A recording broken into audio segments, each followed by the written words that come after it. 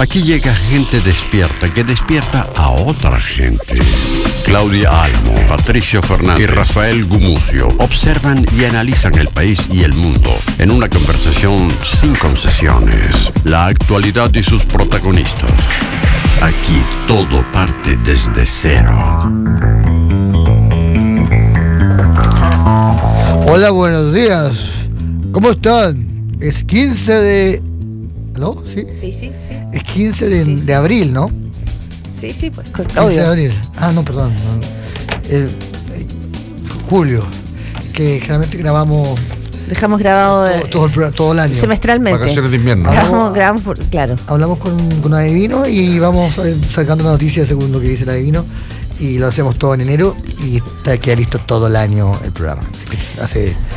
Podemos decirlo, hace un frío... muy fuerte en la capital, estamos en los 4. ¿Sí? ¿Sentiste mucho frío esta mañana? No, anoche tiritaba y... Estamos en 4 grados sí. En este momento en la ciudad de Santiago. Y no comprendí lo que pasaba porque ayer como a la tarde empecé a temblar mucho, empecé a tener mucho frío y miré la temperatura y hacían 10 grados. Y 10 grados es mucho. ¿Cuánto? 10 grados es mucho. Pero hay tantas opciones para estar calentito en la cama. ¿Sí? ¿Tú tenés muchas opciones? Sí. Yo no tengo tantas opciones para estar calentito en la cama. ¿No? De hecho, tengo una sola. Qué pena tu día. yo tengo una sola opción. El matrimonio univincular. Ah, tú estás hablando de eso. Ah, sí, pues sí, siempre. Ah, pero ¿qué? ¿Pero cuántos años llevamos juntos para que tú no te des cuenta que cualquier tema yo lo transformo en tema sexual? Sí. Llevamos como 6, casi 7 años juntos. Todavía no te convencí. No me puedo convencer. No. ¿Qué tenemos de Santoral hoy día? Les contesto yo mismo. Santa Julia. A todo esto... La vieja Julia. La vieja Julia. Y la vieja Juliadora, ¿tú conoces esa? No. Son 2 canciones muy bonitas. La vieja Julia y la vieja Juliadora. Y el techito te echa cacha. Son canciones de los Guasos Cochinos, un grupo. Ese no lo Sí, sé. pues. ¿No, sí? ¿Los Guasos Cochinos? El chinito de techo, es que un chinito que trabaja reparando techos. Sí, pues el chinito te echa cacha. Te echa cacha. Son 8:04 de la mañana en esta interesante y Sí, pues ella es buena aguda, para Julián, también a ella le gusta Julián.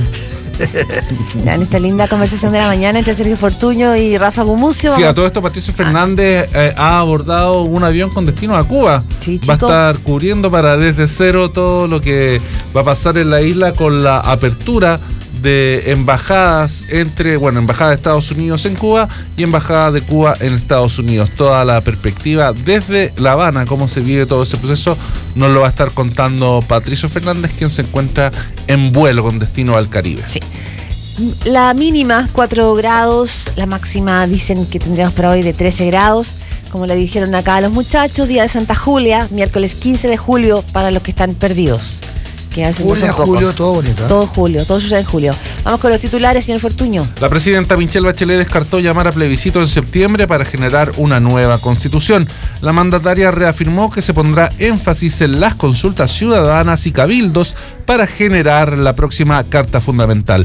Queremos que sea un proceso participativo y no un proceso de élite, declaró la presidenta. Y el Ministerio de Educación anunció que no habrá gratuidad en educación superior para universidades fuera del CRUNT. Es por esto que el gobierno mantendrá el anuncio original y solo beneficiará a 265.000 estudiantes. Por su parte, la reforma a la educación superior incluye el rediseño a la prueba de selección universitaria y el sistema de admisión único y obligatorio. El ministro de Hacienda, Rodrigo Valdés, pidió a los expertos del sector financiero definir medidas concretas que generen incentivos para reactivar la economía del país. El debate no ha generado un acuerdo en el sector y un documento con propuestas que contendrían modificaciones legales y regulatorias podría ser presentado la próxima semana. Y por otra parte, el Senado eliminó la indicación que prohíbe fumar en patios o al aire libre con 21 votos a favor, 4 en contra y ninguna abstención. Además, los parlamentarios aprobaron que la fiscalización de la ley antitabaco esté en manos de la autoridad sanitaria. De esta manera, terminaron con el rol que cumplían los juzgados de policía local.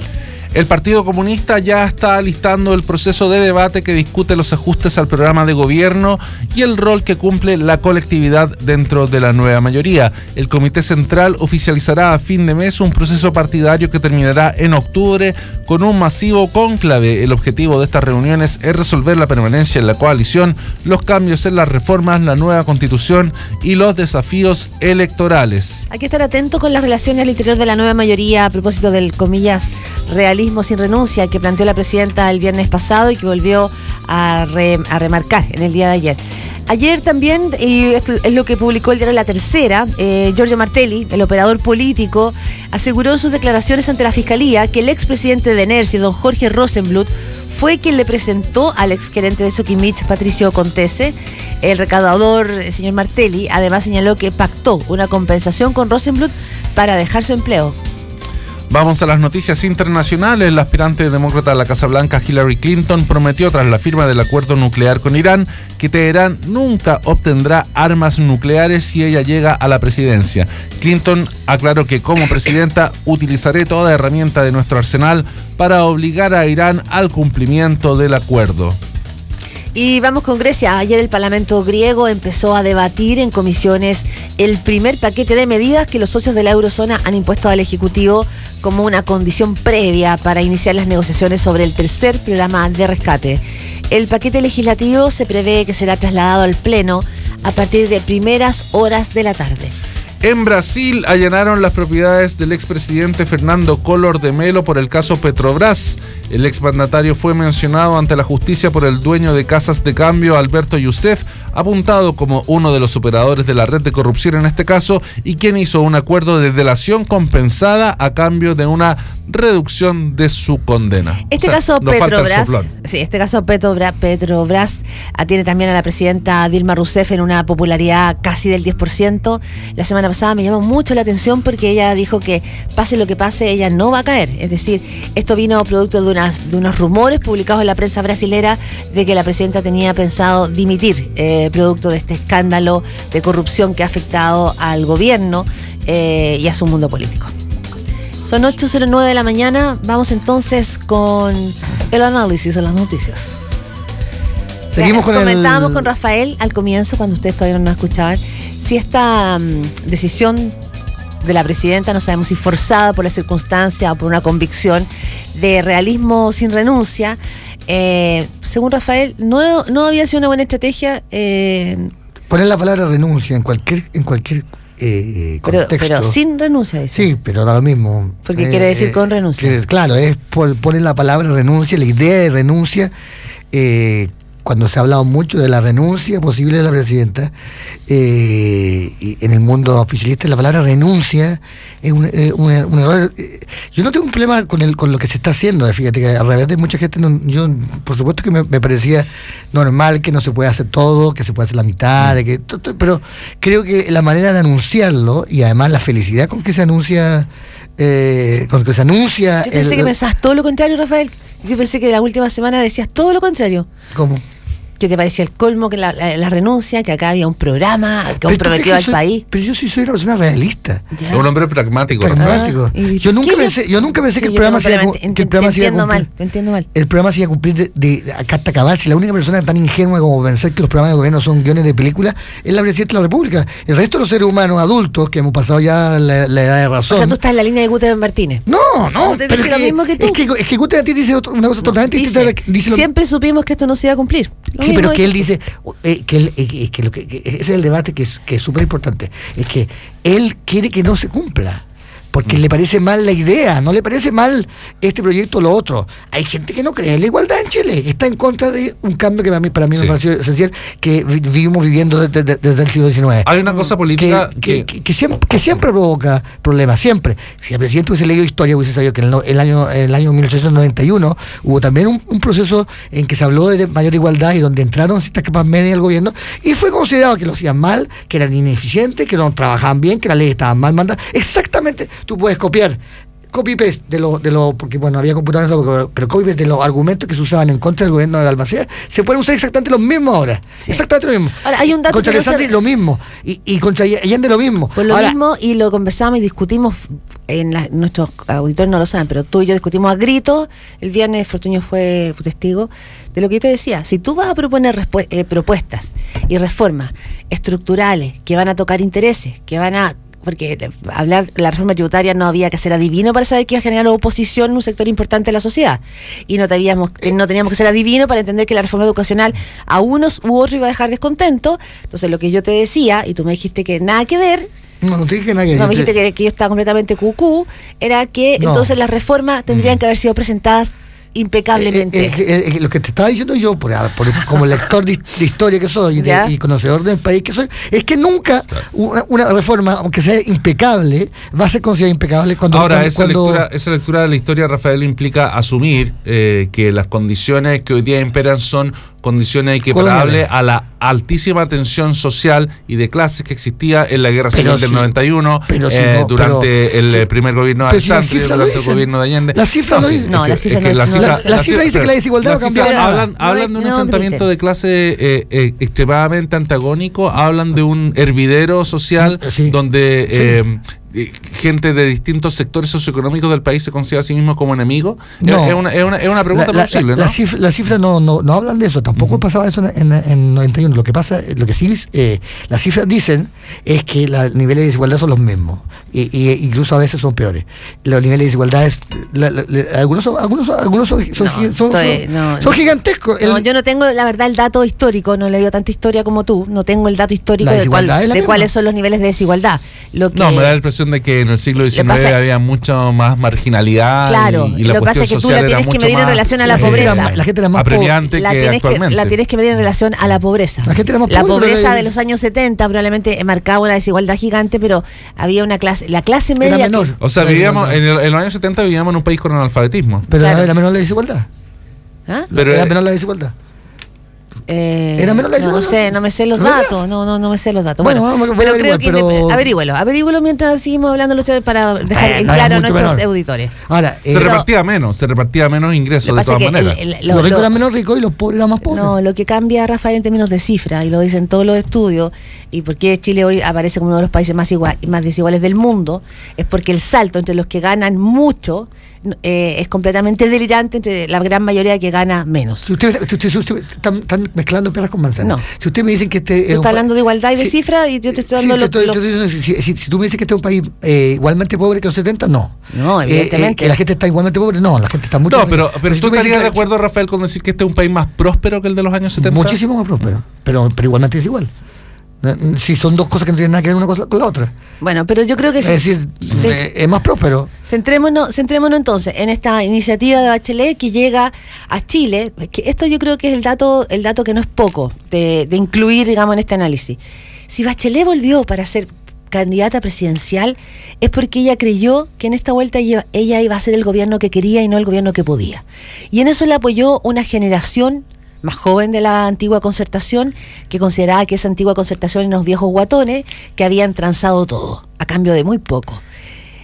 La gran derrota, finalmente, es lo que le sucede a Michelle Bachelet el viernes pasado cuando dice: no vamos a poder hacer todas las reformas que prometimos porque en el cuadro económico no nos da. No se va a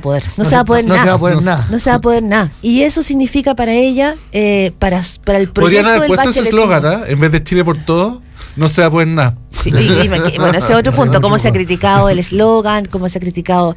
Yo preguntaba a algunas amigas publicistas si 20 millones por un logo era algo caro. Me dicen que no es caro un logo por 20 millones de pesos, digamos, o sea, para una empresa y probablemente para... Además lo hizo una amiga mía, así que encuentro que... No sé si lo que por se eso no discute quiero es que haya defenderla, sido a través de adjudicación directa. Claro. Y también se discute que sea la misma frase de Eduardo Frei en una campaña que fuera derrota. Más difícil. Pero bueno... Yo me hubiese quedado con no se va a poder nada. Tal vez habríamos perdido esa licitación, ¿no? Si presentábamos la campaña. A mí me gustan las adjudicaciones directas, me cargan las... Te carga Chile Compra, la licitación. Me gusta la adjudicación directa. Y a mí la palabra Todos por Chile tampoco me gusta mucho porque no tiene el tono efusivo de la Copa América, sino es Todos por Chile, es como vamos todos al rescate. Yo creo que esa sensación de todos al rescate aunque exista como subterráneamente en este minuto social o político, no sé si es... Podemos apostar. O sea, el Chile por todo es un eslogan que quedó un poco... Qué dispersos que estamos, ¿eh? Quedó relegado a segundo plano tras el concepto de realismo sin renuncia, que fue lo que realmente como que captó toda la atención. Bueno, y tú no lo puedes plantear como campaña, pero a mí me llama la atención que en el fondo no sé si es un buen concepto, porque todo realismo implica una renuncia. Claro. O sea, el realismo implica asumir que la realidad no es tal como tú te la planteas, implica una renuncia al ideal. Eso es lo que dice Luis Larraín en un artículo del libro. Pero o sea, la palabra realismo en sí misma entraña, como por esencia, una renuncia. Claro. ¿no? Ahora, esa renuncia no... A un sueño, una épica. Claro, pero esa renuncia no implica necesariamente una retirada. No implica rendirse. O sea, renunciar no es lo mismo que rendirse. Pero dicho esto, también me llama la atención. Hasta que uno vea los resultados. No creo que uno no los puede decir a priori. Pero la renuncia puede significar también una... Pero es realismo sin rendición, lo correcto. Pero es tu primera aproximación. Yo creo que hay que dejar el agua correr. Para ahora, ver qué significa. Te digo por qué. Porque hoy Osvaldo Andrade, porque hoy Osvaldo Andrade lleva este mismo criterio a temas que no estaban puestos.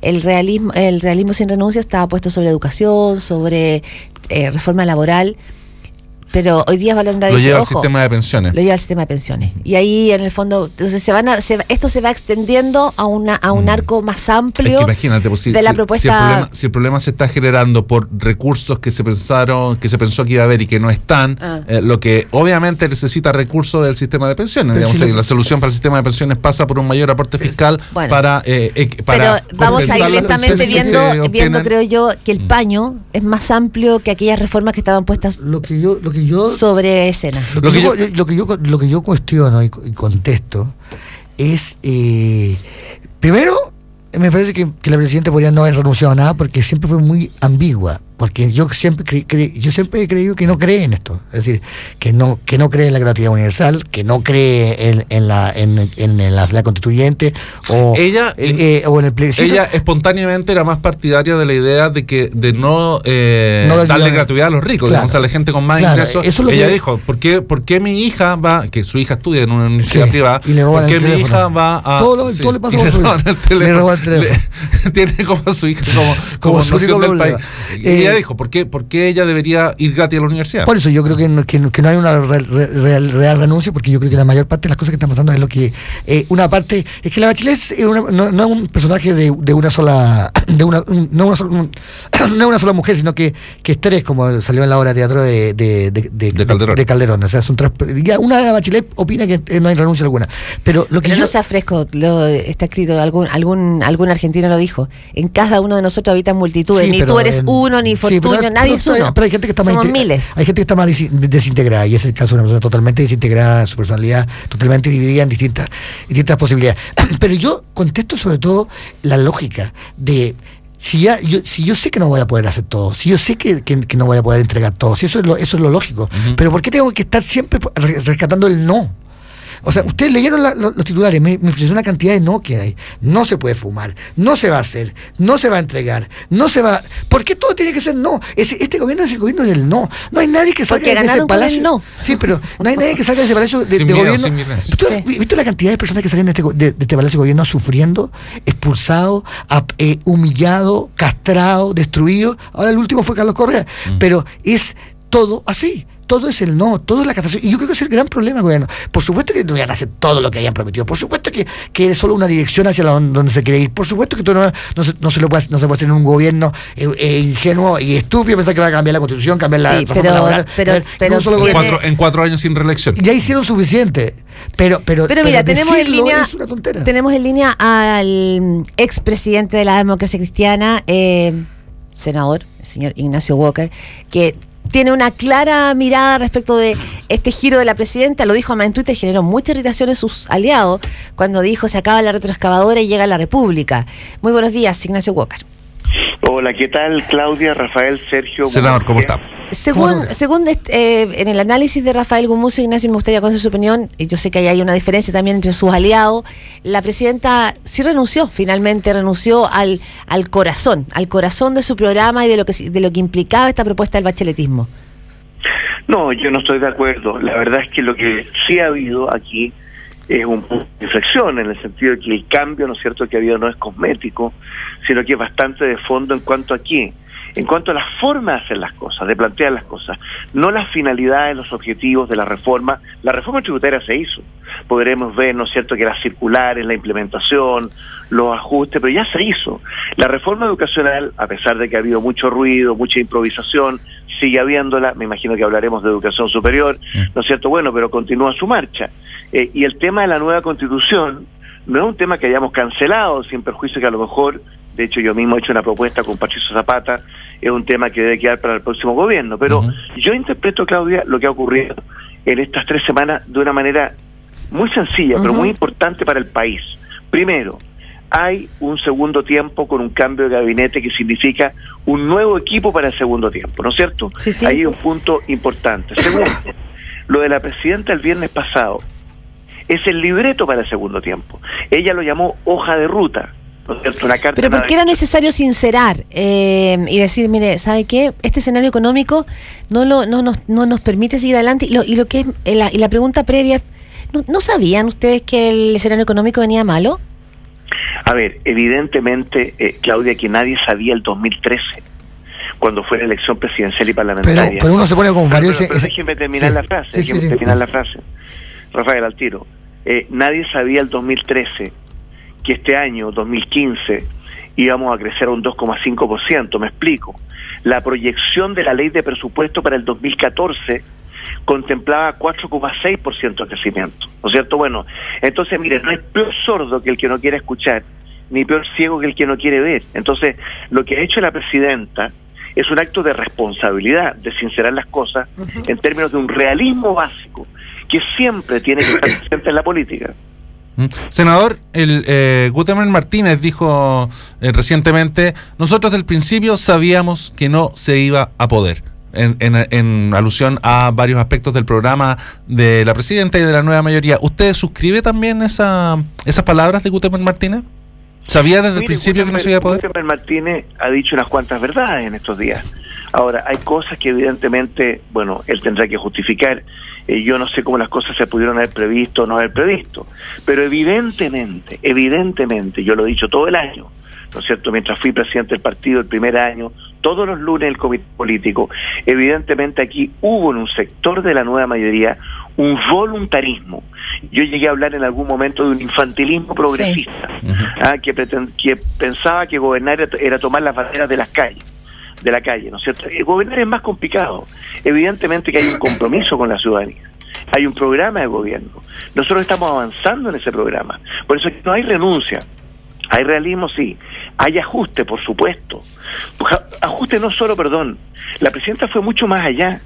Ajuste no solo por restricción fiscal o presupuestaria. La presidenta dijo, hemos constatado que el Estado no tiene la capacidad institucional para avanzar simultáneamente en muchas reformas estructurales. Entonces, a mí me gusta una presidenta, es el liderazgo, creo yo, ¿no?, que con realismo acomete las tareas de las reformas, los compromisos que tenemos con la ciudadanía, sincerando las cosas. A la gente le gusta que le digan la verdad. Y yo creo que la presidenta ha hablado con verdad. Y eso vale. ¿Cuánto complica, Ignacio Walker, la relación de esta nueva mayoría? Porque una cosa es lo que el gobierno hacia dónde gire y la otra es cómo lo acompaña esta coalición política. Tenemos el Partido Comunista que está haciendo críticas públicas, lo ha hecho el PPD también, cuando el senador Quintana señala aquí que no se desesperen, no caigan en el miedo y apretando los botones de pánico, y un Partido Comunista que ha sido muy duro en el cuestionamiento a la línea que ha tomado el gobierno. ¿Cómo logran en el fondo ensamblar estas posiciones? Porque para gobernar van a necesitar los partidos. Sí, evidentemente, Claudia, que las declaraciones y las decisiones de la presidenta Bachelet no han dejado indiferente a nadie.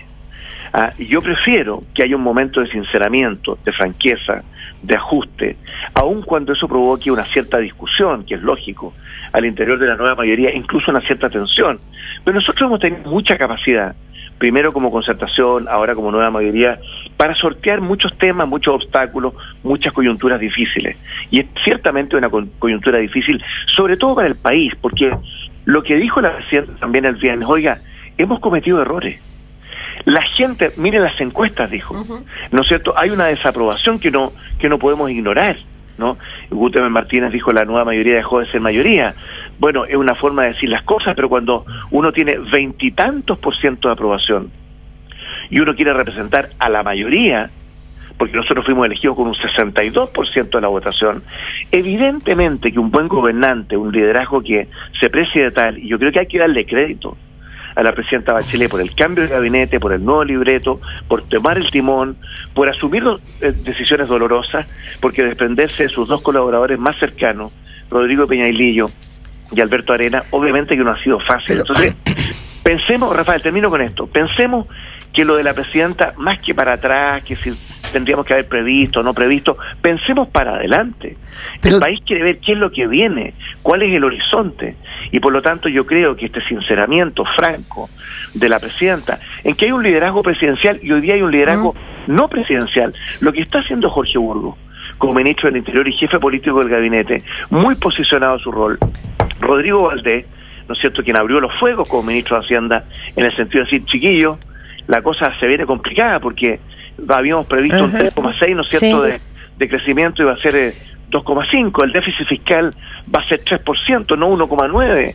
Entonces, perdóneme, mire lo que está pasando con lo otro que se observa en la nueva mayoría, y uno lo ha escuchado también de altos dirigentes del PPD, es que aquí lo que se impuso fueron las fuerzas conservadoras, es decir, por una parte una línea política más dada por la concertación que por lo que podría haber sido la nueva mayoría, y un rol de la democracia cristiana de mayor conservadurismo, que tira la prudencia, y que uno lo puede ver no solo en este cambio de giro de las reformas, sino también en cómo se postergó la discusión sobre aborto, que estaba en el programa. Hay una tensión respecto de que el conservadurismo se tomó la moneda. Yo creo que esa es una caricatura, Claudia, no suya, sino que de quienes piensan así. Porque lo ha escuchado usted, ¿no es cierto? ¿Ah? ¿Usted lo ha escuchado eso? Sí, por supuesto. Primero, la democracia cristiana nunca ha sido una fuerza conservadora. La democracia cristiana siempre ha sido parte de un esquema de centro-izquierda, siempre. Desde la elección de Pedro Aguirre Cerda, cuando los jóvenes rebeldes del Partido Conservador, muchos conocen mucho esta historia, ¿no es cierto?, declararon libertad de acción y al final terminaron apoyando a Pedro Aguirre Cerda y después a Juan Antonio Ríos, y etcétera, etcétera, ¿no es cierto? La democracia cristiana, la alianza democrática, la concertación, la lucha por la dictadura, la nueva mayoría, siempre ha estado en un esquema de centro-izquierda. Ahora, yo reivindico el rol de la democracia cristiana. Ustedes saben que yo durante mucho tiempo, un año, a pesar de que sufrí bastantes descalificaciones, dije, bueno, la democracia cristiana tiene que marcar una diferencia, tiene que marcar un matiz, decía yo, quedé chico con el matiz hoy día, porque hoy día se requiere más de un matiz, ¿no? Entonces, perdón, para terminar, la democracia cristiana tiene que marcar una impronta, que es la democracia cristiana es el centro de la centro-izquierda. Sí, porque como dice Alejandro Navarro muy bien, sin la democracia cristiana, la nueva mayoría es la Unidad Popular, ¿no es cierto? Claro. Entonces nosotros hemos hecho algo muy sencillo, mostrar que la nueva mayoría es un conglomerado diverso. Claro, pero nosotros tenemos que marcar nuestro punto de vista. Pero al revés también. El año pasado lloraron mucho que la DC, que había que tratar bien a la DC, y no se tiene que hacer lo mismo con los comunistas. Sí, he visto declaraciones muy duras con Tellier y todo eso. Sin los comunistas esto no es la concentración, igual que sin la DC esto es la Unidad Popular. Pero Rafael, yo firmé el surgimiento de la nueva mayoría como presidente de la democracia cristiana. ¿Pero algún gesto van a hacer con los comunistas? ¿Perdón? ¿Estarían dispuestos a hacer algún gesto con los comunistas? Porque han sido bastante... Pero ¿qué gesto? Si esto es un gesto con el país. Haber formado la nueva mayoría, el 2012-2013, y le repito, yo firmé eso como presidente del Partido Demócrata Cristiano, entonces no es que estuviéramos distraídos. Y lo que yo he dicho en una entrevista hace 2 semanas, es que con la mano en el corazón tengo que reconocer que en el primer año de la presidenta Bachelet, el Partido Comunista tuvo una actitud muy responsable. Y cité a Guillermo Tellier como presidente del partido, Claudia Pascual como ministra del CERNAM, Bárbara Figueroa. Quizá más responsable que el PPD, por ejemplo, según dicen algunos en el gobierno. Bueno, yo mis principales problemas el primer año, Claudia, los tuve con dirigentes del PPD y el Partido Socialista, no del Partido Comunista. Ahora hay que reconocer que el Partido Comunista también está en una discusión interna hoy día. Leamos la prensa, está convocando un nuevo congreso, ¿no es cierto? Y hay inquietud en el Partido Comunista porque tenemos diferencias con el Partido Comunista. Ahora, ¿En qué consiste la política? En procesar políticamente las diferencias. Sí. Siempre supimos que íbamos a tener. Vamos con educación, senador. Sí, Walker. senador, bueno, una de las cosas en los que se va a ver este nuevo realismo de la nueva mayoría es en educación. Se acotó la gratuidad en educación superior a las universidades públicas que están en el CRUCH. Privadas fuera del CRUCH no van a tener gratuidad. Hay gente que ha apuntado que esto podría crear un problema de constitucionalidad a partir de la discrecionalidad con que se va a entregar el beneficio de la gratuidad. Entre ellos Jorge Correa Sutil, que es de la DC también. ¿Usted cómo ve ese problema? No solo el tema de constitucionalidad. Uh-huh. Yo quiero decirlo con mucha franqueza y con mucho dolor, porque yo llevo 5 años en la Comisión de Educación. Y el tema lo conozco porque me he metido harto. Y en el primer año tuvimos mucho ruido. Entonces, ¿qué es lo que estamos viendo? Que la improvisación continúa en educación. O sea, perdóneme. ¿Aún ahora, en esta semana? Sí. ¿Cuál es esa improvisación? Déjeme decirle, Claudia, lo siguiente. Yo no sé quién asesoró a la presidenta Bachelet en el discurso del 21 de mayo en esa frase, ¿no? Porque fíjense que nos tiramos a todo el mundo encima. O sea, cuando uno dice, mire, vamos a avanzar este otro año en gratuidad para el 60% de menores ingresos, solo para el Consejo Rectores, usted dejó a todos los alumnos vulnerables de la educación superior que no están en el Consejo Rectores. No, segundo. Que son la mayoría. La mayoría. Después, usted dejó fuera INACAP, que tiene 123.000 alumnos, que es la clase media chilena. Sí. Entonces, y el DUOC también. El DUOC, no, el DUOC sí no hace parte, sí, el DUOC. INACAP. Tercero, el ministro Izaguirre hace un mes todos lo escuchamos. Se abrió a la posibilidad que esto se extendiera más allá del Consejo Rectores. Y ayer como que se cierra la puerta. Cuarto, la primera declaración, y yo la felicité públicamente y en privado, de la ministra Adriana del Piano, a quien respeto mucho, fue: no voy a conversar con el colegio de profesores mientras no deponga el paro. Y antes de ayer tuve una reunión bilateral con el colegio de profesores. Yo siempre pienso que hay que conversar, pero no con la pistola en el pecho. Sobre todo hay que tener credibilidad y coherencia y no debilitar la autoridad. Entonces, lo que está ocurriendo en la educación superior con estos anuncios, para decirlo en el lenguaje rural de Quillota, Petorca, Aconcagua, la zona que yo represento, puros puntos malos. Sí. Eso es como de rodeo, ¿no? Sí. Puros puntos malos. Pero ¿cómo se sale esto? O sea, se anunció una nueva fase, una nueva era, por llamarlo así, el tercer gobierno de Michelle Bachelet, donde estos errores se supone que se iban a enmendar, y sin embargo lo que usted está diciendo, senador, es que nos encontramos con la misma improvisación, que la ministra del Piano presentó un proyecto que adolecía de los mismos defectos que ya se le habían criticado. ¿Cuál es la salida para esto? Bueno, la salida es entender que no se puede jugar con las expectativas de la gente. Claro. Nosotros tenemos un compromiso como gobierno que yo creo que podemos cumplir. El programa dice que de aquí a marzo del 2018 gratuidad para el 70% de menores ingresos, pero nunca dijimos del CRUCH o del Consejo de Rectores. ¿Cómo vamos a empezar no solo a excluir? Yo creo que esta es una discriminación arbitraria, porque son los mismos alumnos vulnerables y las mismas familias las que están dentro del Consejo de Rectores y fuera del Consejo de Rectores, o las que están en la CFT. Perdón que le diga, mire, hace 3 años tuvimos una gran noticia en Chile. La educación técnica superior de los centros de formación técnica e institutos profesionales, la matrícula de primer año hoy día supera a la matrícula de la educación universitaria. ¡Qué gran noticia! El Chile de clase media, aspiracional, emergente, con una clase media endeudada, porque hemos ido por suerte aliviando la mochila financiera, ¿no es cierto?, de la educación superior. Entonces, esta improvisación, estos anuncios bastante erráticos, esta señal que afecta un poco la credibilidad, porque la primera declaración de un ministro de alguna manera marca la pauta de lo que va a ser su gestión. ¿Se fija? Entonces, cuando el Colegio de Profesores lleva 60 días en un paro ilegal, indefinido, ¿quién se hace cargo de los niños, las niñas, los alumnos, las familias que van a la educación pública? Una consulta. Se hace cargo de la propia educación pública. Ignacio, tenemos que ir cerrando, pero 2 preguntas. Por una parte tenemos gente que dice hablar de gratuidad universal, y lo decía Ernesto Tone ayer en alguna frase, lo leí, es como hablar, digamos, sobre si los ángeles tienen sexo. No, un delirio. Y otros que dicen, como Camila Vallejo, cuando hablamos de gratuidad en la educación, nunca se dijo que eso iba ligado al crecimiento económico del país. Era una propuesta. Bueno, los dos tienen razón. A ver, Ya. yo algún día contaré la historia de cómo se construyó el programa en esta materia. ¿Es sabrosa esa historia o no? Algún día voy a escribir eso. Parece que Pero es ¿hay, sabrosa, ¿hay entonces. sexo o no hay sexo? Pero Para saber si De uno- Ángeles. Quiero terminar, yo sé que ustedes están terminando. Sí. Ok, pero déjame terminar con lo siguiente. No nos engolosinemos. O sea, nos hemos planteado un objetivo muy ambicioso, que a marzo del 2018 podamos tener gratuidad para el 70% de menores ingresos. Así dice el programa. Cuando lleguemos a eso, veamos cuál es el próximo paso. Ok, vale. Ignacio Walker, un gusto tenerlo hablando El gusto aquí es en mío el como Noticiero. siempre. Hacía tiempo que no conversábamos. Hace rato, sí. Que esté muy bien. Que esté muy bien, senador. Muchas gracias. Buenos días. 8:36 de la mañana, miércoles 15 de julio, 13 grados para hoy, es lo que nos dicen que tendremos, mañana fría. Hablábamos con el senador de la Democracia Cristiana, Ignacio Walker, porque las relaciones al interior de la nueva mayoría están que arden con esta decisión de realismo. Sin renuncia. Sin renuncia. ¿Necesitas organizar un viaje para tu empresa? Turavión es la agenda de viajes corporativo con más experiencia en Chile. Más de 200 especialistas dedicados a viajes de empresas, reuniones, eventos, viajes y vacaciones. Turavión, 80 años viajando con usted. Infórmense en turavión.com. Y imaginen despertar con una vista privilegiada a la cordillera. ENACO te invita a conocer su exclusivo proyecto Quillayes de la Dehesa, un condominio con 8 modelos de casas de 198 a 255 metros cuadrados, casas con 4 dormitorios y terrazas en ambos pisos. Sala de ventas, Avenida La Dehesa 4695. Más información enaco.cl. Atención amantes de los bigotes y las barbas, porque Chic presenta The Barber Contest, el primer torneo de barbería made in Chile. Hasta un pelado puede tener un bigote y una barba con mucho estilo.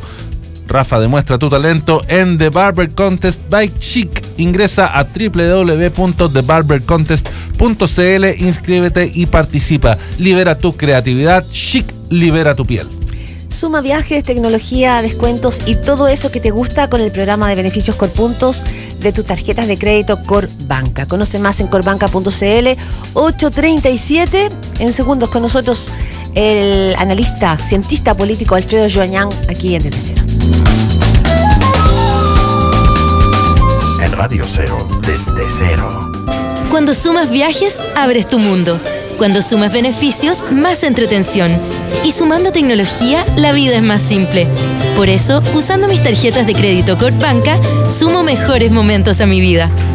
Suma viajes, tecnología, descuentos y todo eso que te gusta con el programa de beneficios Corpuntos de tus tarjetas de crédito Corbanca. Visítanos en corbanca.cl.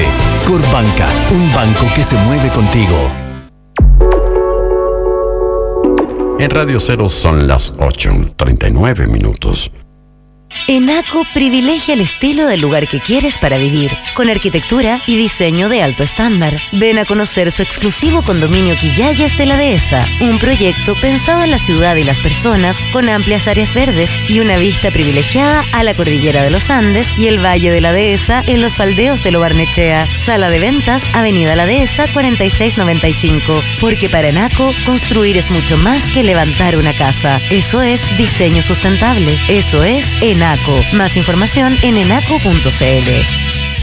Estás en el semáforo cuando aparece el All New Mazda 3 con el que tanto sueñas.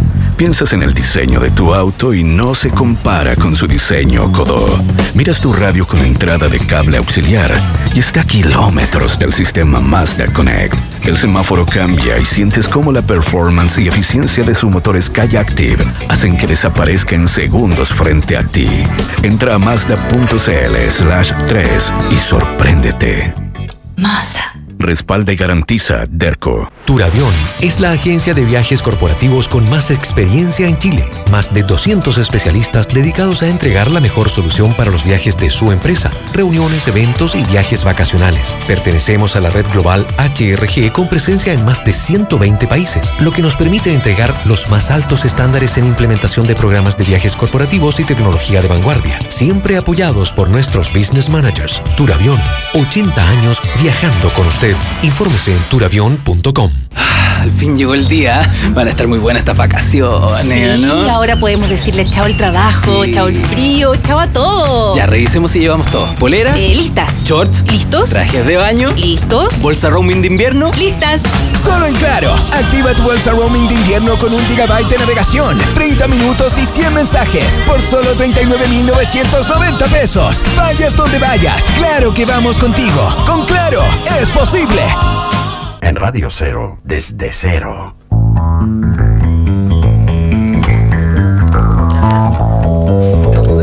...8:41 de la mañana... ...sigue desde cero en Radio 097.7... ...nos acompaña ya el cientista político Alfredo Yubañán. Hola, Alfredo, ¿cómo estás? Hola, ¿cómo están? Alfredo, ¿te gusta esto de realismo sin renuncia? Sí. ¿Te calma? Para serte completamente Acérquese franco, al micrófono y háblele. Para ser completamente franco, a mí me parece que lo que hizo la presidenta era necesario. ¿Por qué era necesario? Era necesario porque ya existía, no de ahora, desde hace ya muchos meses, existía un ruido al interior de la coalición, pero también de mandos medios, intelectuales, tecnocracia, en fin, sobre el rumbo del gobierno. Porque no se le veía rumbo. Porque no se le veía rumbo, menos se le ve relato. Yo siempre digo que si a uno le preguntan que uno definiera en una sola frase, no en dos, en una, ¿cómo uno debería calificar este gobierno? Yo sería incapaz de responder esa pregunta. No, tú no dirías un gobierno reformista. Pero eso no dice nada. ¿Cómo? Un gobierno de derecha también puede ser un gobierno reformista. ¿Y qué, no sé, pienso en el de Lagos, una frase que lo habría... No, el primer gobierno de Bachelet, ¿cuál era la frase que Sí. hacía sentido con todos sus límites? Sí. Un Estado social de derechos. Ya. Hoy día no estaríamos en condiciones de calificar tan fácilmente al gobierno. Bueno, todo esto para decirles que el nivel de deterioro político era muy alto, muy alto. La sensación de vértigo ya era de verdad inquietante.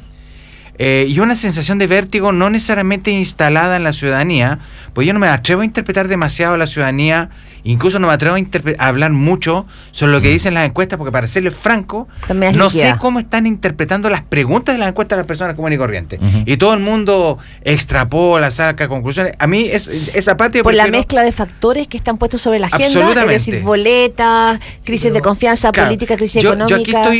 Yo creo que acá hay una... Porque todo el mundo ha dicho, además, o muchos han dicho, que el gobierno perdió la mayoría que tenía. No lo sé. Lo dice Gutierrez Martínez, no sé no si lo tanta sé, gente. yo no sé de dónde saca eso. Eso está bien, pero... del apoyo de la... Yo les prometo, a mí me parece de un nivel de audacia y de irresponsabilidad al mismo tiempo decir cosas de ese tipo que a mí personalmente me irritan. Porque uno constata un problema de verdad al interior de la nueva mayoría, vale decir, en los que gobiernan y en los partidos, y ahí ya se estaba produciendo un cuadro. Pero no es relevante, Alfredo, por otro lado, que el gobierno tenga, se vaya formando intuiciones respecto de cuál es el grado de apoyo popular con el que cuenta, porque si no es como esperemos, hagamos una elección y esperemos a la siguiente para ver si el gobierno tiene mayoría o no. Y entre tanto, uno podría pensar que es relevante que el gobierno tenga una noción, una aproximación o una intuición respecto de el apoyo popular. Sí, lo que pasa es que acá se metieron varios aspectos al mismo tiempo. Es decir, en primer lugar, seguir con... y aquí yo voy a aprovechar de aclarar la noción de gradualidad, que yo todavía no la veo completamente aclarada, que estamos entendiendo por gradualismo. Aquí se metió un componente económico que no basta para detener el proceso reformista. Estoy de acuerdo en eso. Vale decir, faltan lucas para implementar la reforma educacional. Primer punto. En segundo lugar, se metió un problema, y esto ya es más serio, un problema de condiciones políticas de posibilidad.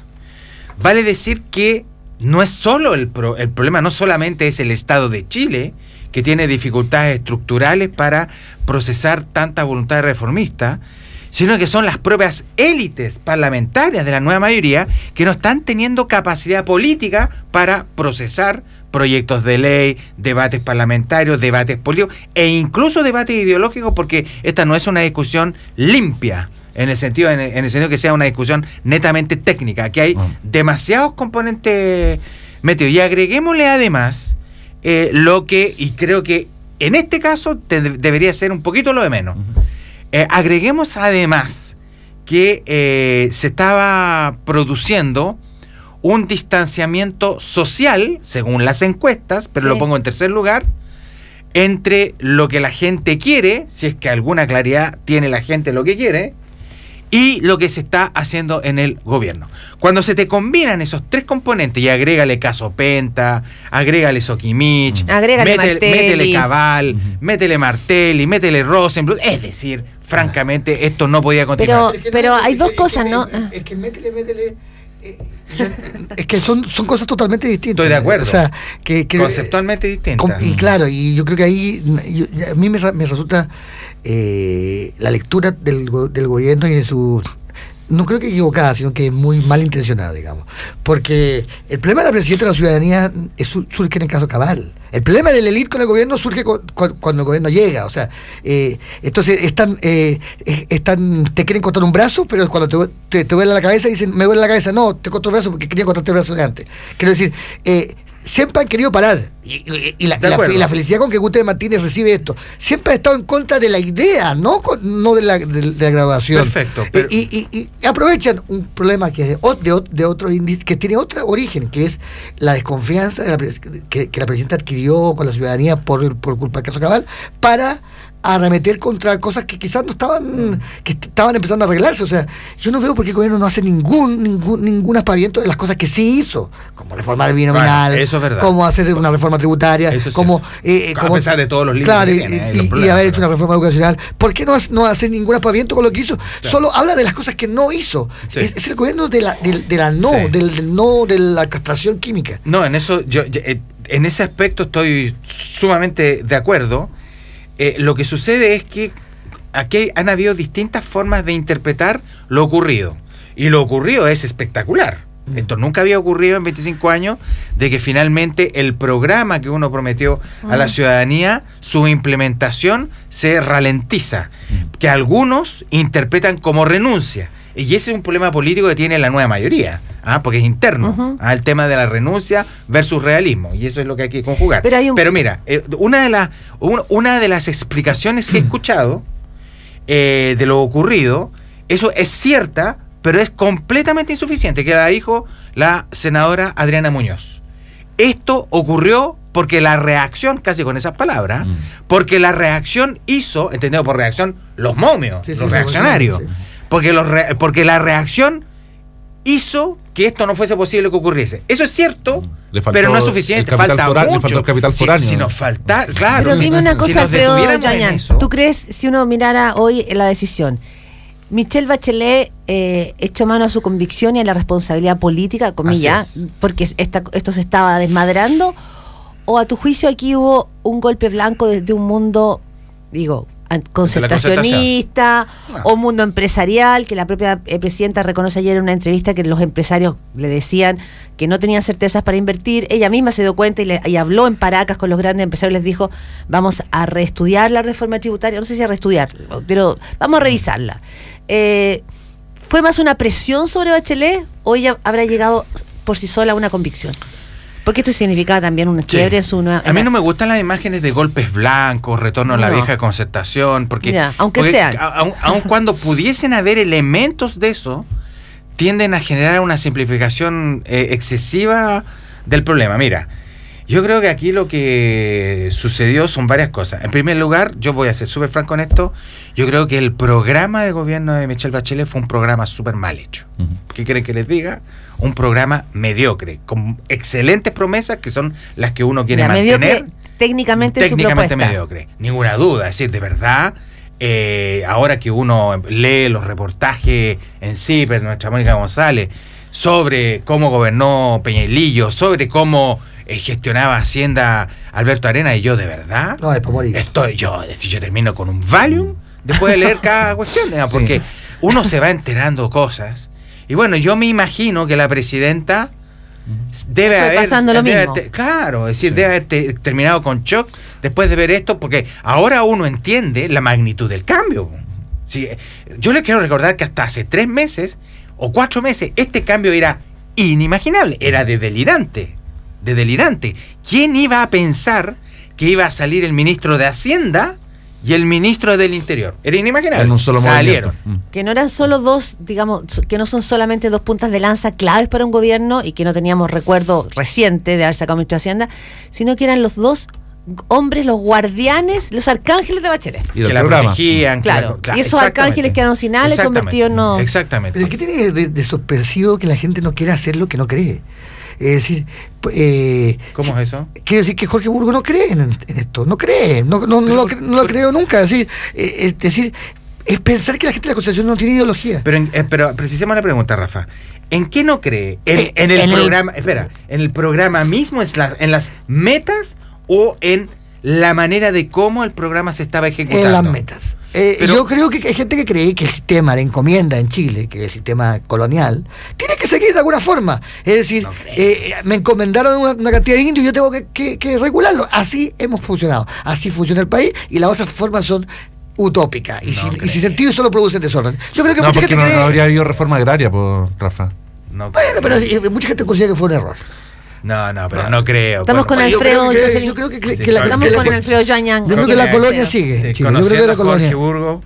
Mira, yo creo que gente como Jorge Burgos son gente que son mucho más sensibles al ritmo pausado del cambio, que es un poco lo que se perdió de vista. Y aquí es donde quiero aclarar la noción de gradualidad y al aclararla creo que podemos tratar de entender mejor esta idea de realismo. ¿Qué es lo que ocurrió en el año 2014, para ponerlo en términos cronológicos, y hasta enero del 2015? Lo que ocurrió fue literalmente, de hecho yo escribí un par de columnas donde usaba la expresión, un apelotonamiento legislativo. Es decir, lo que se llamó el frenesí legislativo. El famoso frenesí era un despelote. Perdonen que se lo diga de esta manera, pero los proyectos de ley se apelotonaban. No había jerarquización. Había un ritmo desenfrenado. Bueno, eso hizo que el senador Saldívar abiertamente, y se la van a cobrar hasta que termine su carrera política, que supongo que le queda poco, dijera abiertamente que hay ciertas cosas, como por ejemplo la reforma tributaria, se tiene que arreglar en una cocina y no todo el mundo puede entrar a la cocina. Oye, yo estuve con el senador Andrés Saldívar, estuve con él y me dijo que está chato. No, que está chato de que digan que él estuvo en la cocina. Ajá. Ah, bueno. Él dijo, yo no estuve en la cocina. Chef. Los que estuvieron en la cocina fue el ministro Arena con el señor Fontaine. Yo tenía otra propuesta tributaria.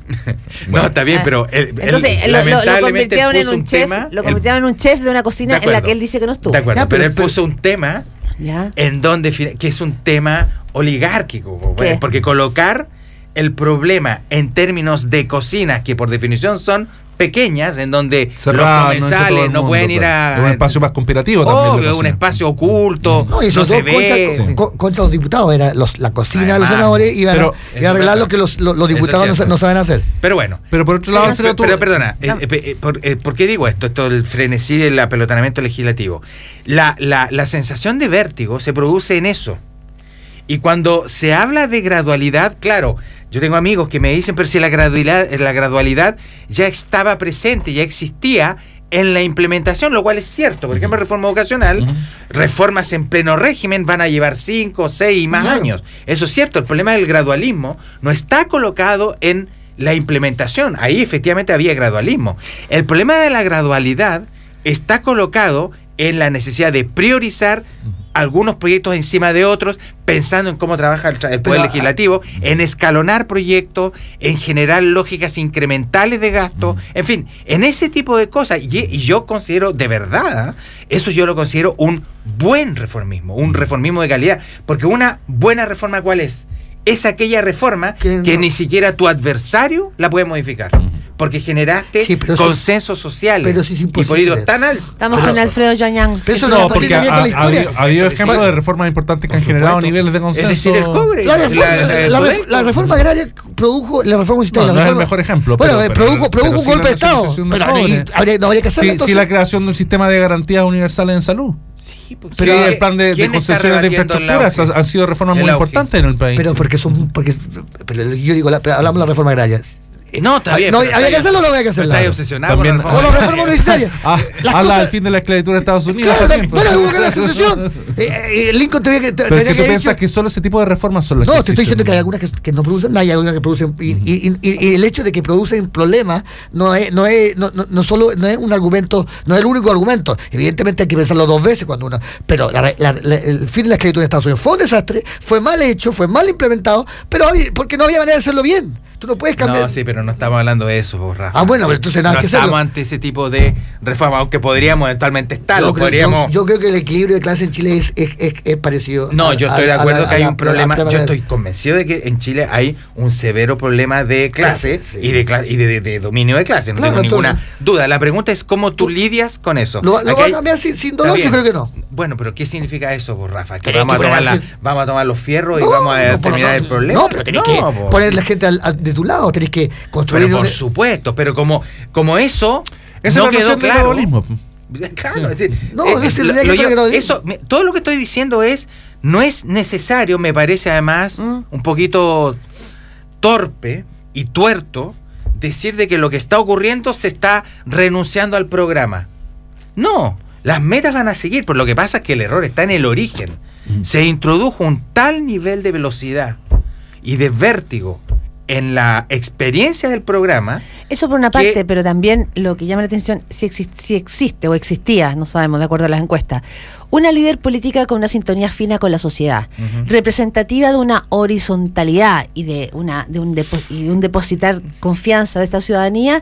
Eso es lo que se perdió también. Sí. Es decir, Sí. si recogemos la encuesta, Eso es lo que es se la perdió. ciudadanía Sí, sí, es la verdad. que termina diciendo, ¿sabe? Estas reformas que usted me dijo, no las Sí. quiero.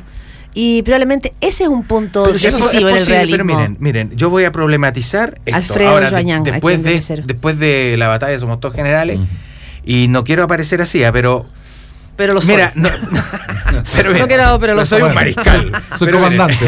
pero no, el asunto es el siguiente, miren. Yo quiero rebatir esto, no rebatir, problematizar esto, de que esto, la mayoría era tal que se podía iniciar con velocidad y profundidad un cambio de reformas sin percatarse de que tiene siempre adversarios enfrente. Michelle Bachelet efectivamente ganó la presidencia de la República con el 62% de los votos, pero con el 50% de abstención. No estoy diciendo que acá queda en cuestión su legitimidad, para nada. ¿Qué estás diciendo? El 50% de la ¿Qué estás población diciendo con eso? se abstrajo de una oferta que era completa. O la sea, ma- que el argumento de Pero, la nueva mayoría de que la gente votó por el programa y no por Bachelet, tú lo dejas caer. Yo no lo dejo caer, lo relativizo. Ok. Porque En el el fondo- argumento lo puedes recuperar efectivamente a través de las encuestas. Sí, sí. Ya, pero. Efectivamente, en las encuestas aparecía un apoyo social mucho mayor y mucho más claro de lo que apareció en las urnas. Ajá. A eso me refiero. Pero Ok. la oposición, también yo quiero realizar una cosa, la oposición a la reforma, en la encuesta por supuesto que existe, pero decir que en Chile la gente estaba absolutamente horrorizada con la reforma y estaba en la calle y estaba en un estado de caos, eso no solo pasaba en 4 cuadras, no es verdad. La ¿Pero gente, cuál es, por favor? que decía que la reforma educacional, la reforma tributaria había producido en la población. No, yo no lo vi, no Yo lo vi tampoco. nunca. Yo no lo vi No, yo nunca. tampoco. Vi que la gente estaba en contra, si le pregunta una encuesta dice, no, Sí, sabes que no me gusta la reforma. claro, Pero que claro. estaban en pie de guerra y que había marchas multitudinarias en contra de la reforma educacional, yo no las vi. No, yo estoy de acuerdo. Entonces, No, tampoco. Hubo interpretar, una cuestión piñufla delante de la moneda con 3.000 personas. o sea, interpretar eso como un Sí, estado social claro. como si existió la Unidad Pero Popular. hay otros datos que se juntan, la cantidad de gente que ha sacado a sus hijos de los colegios No, si no te municipales. digo que- Digo, No, no, si, sí. uno empieza a recoger datos sueltos, Pero si lo que, No, pero- llegas a un ahí- mapa. pero si lo que cambió, Llegas Eso a es un verdad. mapa, llegas a un Pero mapa si en que lo que hay una cambió- ciudadanía que Son se como comportamientos pequeño, localizados. localizado. Claudia, Claro. pero todo eso era revertible. Lo que yo creo que fue irrevertible fue el caso Cabal. Eso, y eso es. Pero no es solo eso, ¿ah? Eso afecta directamente a la presidenta, Bueno, pero, eso. pero y efectivamente cumplió un papel muy importante. Y el caso Peñalillo. Pero estamos de acuerdo. Y después, con todo el caso Pentas, Okimichi y todo lo que hemos venido Claro, eso. conociendo después, bueno, esto se parece mucho a un fenómeno de debacle, pero no solamente de debacle de la coalición gobernante, la debacle de la oposición también. Es decir, esto agarra a la derecha en el suelo. Claro. Y bueno, y aquí todo el mundo está más o Pero menos tú- desplomado.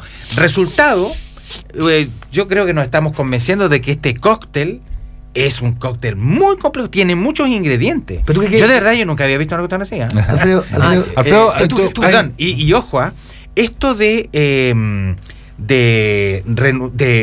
la idea de realismo y de gobernar con un programa que no es exactamente el que vendiste, a lo menos en ritmo y velocidad de implementación. Bueno, observen lo que está pasando en Grecia. Sí. Alexis Tsipras, yo de hecho lo estoy siguiendo muy de Termina cerca porque arrodillado. no sé si arrodillado, pero termina con una parte de Syriza, que es su partido, oposición, en la oposición. Bueno, eso a veces los gobernantes lo tienen que enfrentar. Varoufakis le está haciendo la cruz ahora sí. Pero Alfredo, perdona, Rafa, hay un tema que hablamos hace un rato que tenía que ver con la calidad técnica de la implementación de un programa. Yo sé que este es un tema que tú hayas estudiado, que es el rol de las élites tecnocráticas en los gobiernos, sobre todo en los gobiernos de la concertación, lo que se llama el grupo de los tecnopols, o sea, gente altamente calificada para llevar adelante ciertas tareas en lo que se ha dado en llamar políticas públicas, que es un término que a Rafael le encanta también. Lo cuento una redundancia, pero bueno. Pero hubo una ruptura en la continuidad de estos tecnopols que eran habituales en los gobiernos de la concertación respecto de quienes se hicieron cargo de esas tareas en el gobierno de Bachelet, y eso puede tener algo que ver con esta especie de carencia de armonía legislativa y administrativa que tuvo que ver con que tuvo como conclusión este periodo de renuncia, como se ha dado en llamar también. Bueno, esa es una excelente pregunta, porque primero aclaremos qué es un tecnopol. Un tecnopol es un agente político que incorpora simultáneamente dos tipos de recursos.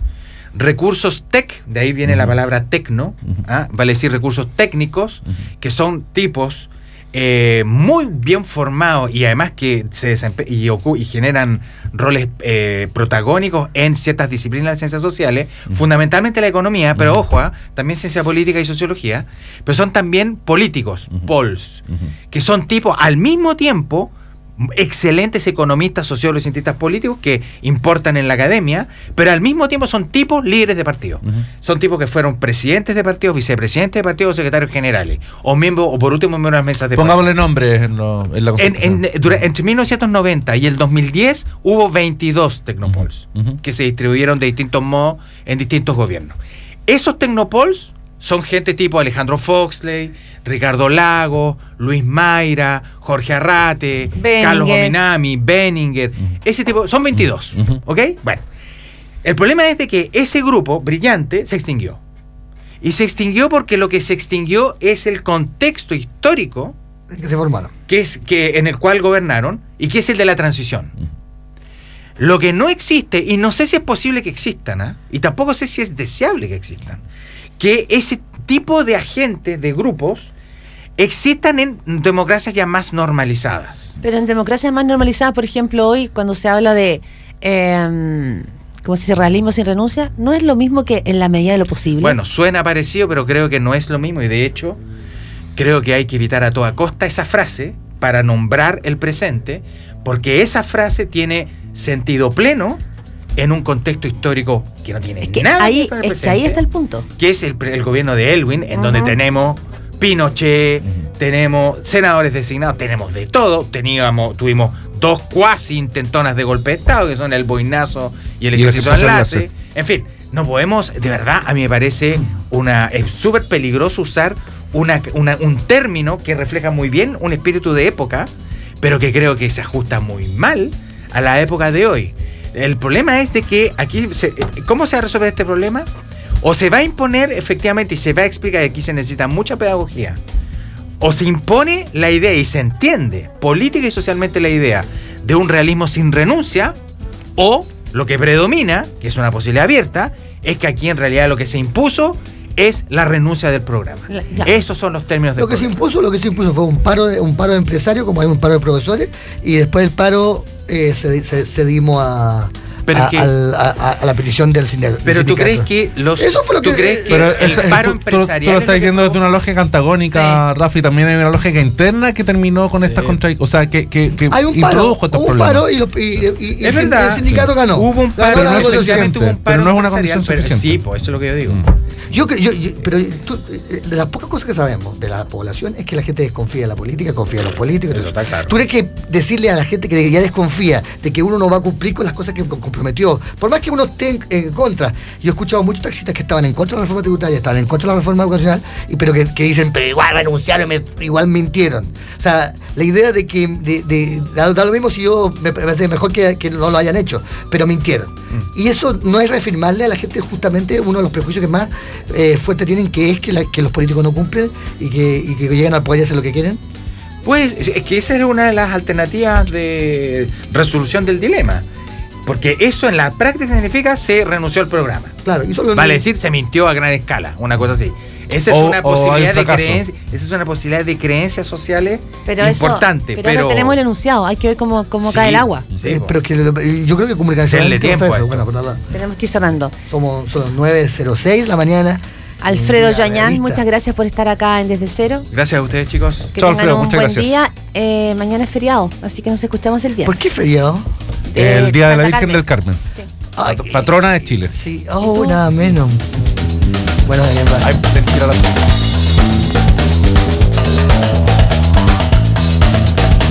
Desde Cero fue presentado por Agencia de Viajes Turavión. 80 años viajando con usted. Para Enaco, construir es mucho más que levantar una casa.